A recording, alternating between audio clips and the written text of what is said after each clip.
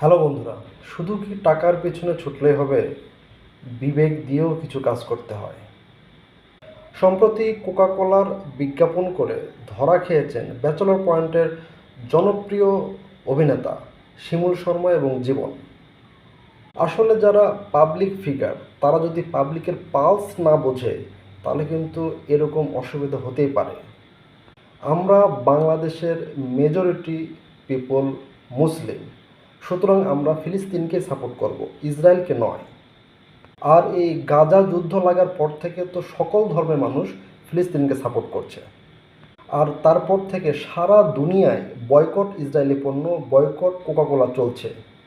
এর প্রভাব বাংলাদেশেও পড়েছে, আমরাও কোকাকোলা বয়কট করছি।